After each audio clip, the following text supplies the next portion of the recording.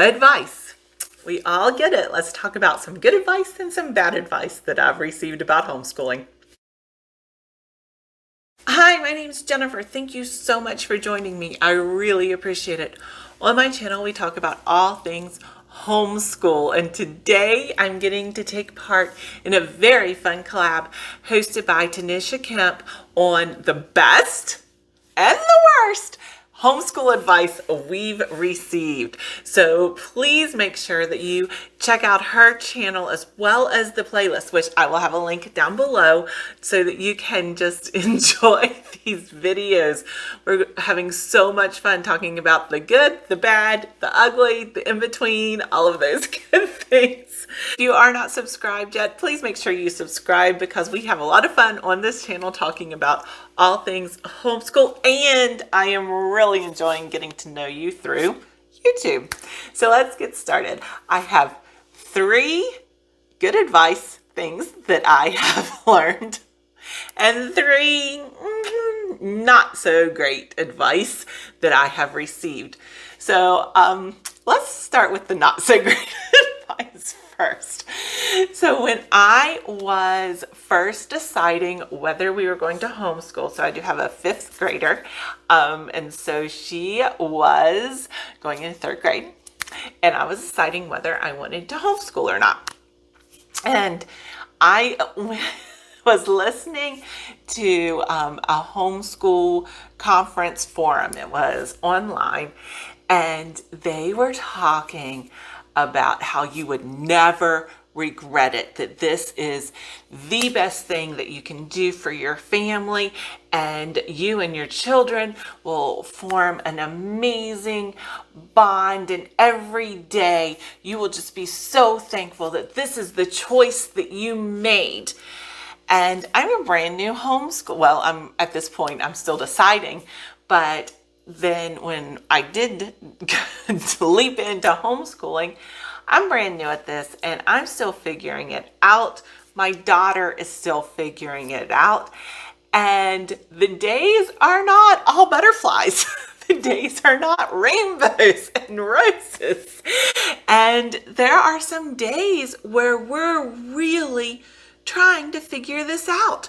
We're really just not meshing. It's not this perfect utopia. And I'm thinking, oh my gosh, I'm doing something wrong. Maybe we're not meant to be homeschoolers. We're not like what they showed me on that conference.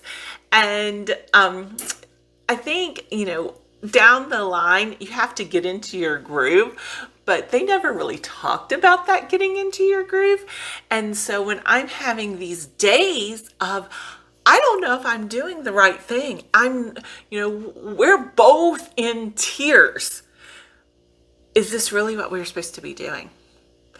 And, I look back on that now and I can say, yes, homeschool is definitely what we were supposed to be doing.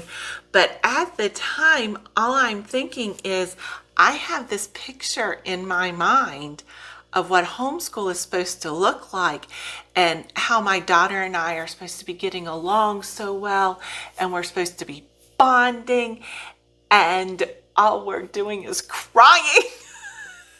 And there were moments to, trying to decide if I wanted to keep it up or not. But so that's my first advice that didn't work for me, is that every day is going to be wonderful. I mean, that's not life. Whether you're in a job or married or homeschool or just living, every day is not going to be wonderful. So don't expect that from your homeschool. Okay, number 2 for my is, you can sleep in every day. Well, that probably works for a lot of homeschoolers, but for us, it doesn't, because as I mentioned, my daughter went to school before. She went to a private school before we started homeschooling, and so she was used to a start time and an end time. And so she was fine with not having that start time be so early, but that end time better not go longer than what she was used to. And so if we are going to wait and sleep until 11, 12 o'clock and then get up and do have lunch or breakfast, brunch, and then start school, well, you're probably going to go past 3 o'clock. And that was not working out well. So the sleeping in as long as you want did not work for our family. We definitely need a start time. And I did a video recently on why we are a schedule, routine, flow kind of family, and I'll go ahead and link that up here. But that was something else, is not sleeping in as long as we wanted. Okay, number 3 of my advice is, there will be plenty of opportunities for socialization, so don't worry about it. And I think that sometimes that totally is the case. However, for our situation, where we live in a small town, where there's no co-op, there's very limited sports, there's no extracurricular activities. And on top of that, there's this pandemic where we are inside. And so socialization had to become a major priority for us in our homeschool, and meaning that we had to make time for socialization. We have to make it a priority. We have to look for socialization. And so there are opportunities, but we just have to look for them. It's not something that happens all the time, every day. And part of that is because my personality and my husband's personality, we can kind of get into where we're fine staying at home by ourselves all the time. And so that doesn't always work for my daughter. So advice number 3 that I've had to really tweak for us is we have to look for socialization. And again, I think that truly goes a lot for the rural area that we live in. So now let's get to the ones that worked. Okay, so my best advice, the things that I have 100% just grasp onto and love that I received this advice. Well, first of all, pray. And so I'm not even counting this as number 1 because it is such an overarching everyday pray about the curriculum that you're going to use, pray about the activities you're going to do, pray about what your day is going to be like, pray about whether you're going to be, what your routine is. Just turn over your homeschool to God. So that advice, absolutely. And like I said, that is such an overarching theme that I'm not even giving it a number for my good advice. So let's go with number 1 now. Number 1 is to make your homeschool work for you. And so that means that we have a start time. It means that we may not do everything in a curriculum. It means that we can do some child-led activities. It means that we can do field trips or not do field trips. We can do nature studies or not do nature studies. We are not an arts and crafts kind of family. I'm really, really trying to turn that around, but we're not. So arts and crafts are not something that we really give a lot of priority to. Now we do them some, but not every week. And so making your homeschool your own, it's our homeschool. And so it needs to work for us.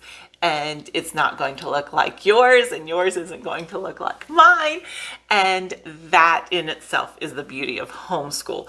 So the number one good advice that I received is make your own homeschool your own. Number two good advice that I received is use your resources. And that can be your resources like your library. It can also be your resources like your other homeschool mama friends. And it can be your resources like your family. For example, not arts and crafts, but my mother and my mother-in-law both are. And so I can have my daughter really focus on arts and crafts when she's with her grandmothers. Also, my resources can be a substitute teacher. So if I'm just overwhelmed, or if it's something where I need a break, I need help, then I can call on my resources to help be a substitute teacher. And that is perfectly okay. Number two is to use your resources. Then number three is look into Teachers Pay Teachers. So Teachers Pay Teachers has helped me so much in coming up with ideas, coming up with free ideas and free projects and very inexpensive materials that we can use that really help our homeschool. So Teachers Pay Teachers is number three advice that I would consider as one of the best pieces of advice that I've received as a homeschooling mama. So I hope that this video has been helpful to you, and please down in the comments let me know what your best advice is that you've received and your worst advice that you've received and how those have worked out in your homeschool. Again, I wanted to thank Ta'Neisha for hosting this collab and inviting me. I really appreciate it. So thank you very much. Make sure you check out her channel as well as the playlist, which is linked down below, so that you can get all kinds of great advice and know which ones not really listen to. So I hope that you have a great day, and I look forward to seeing you next time. Bye.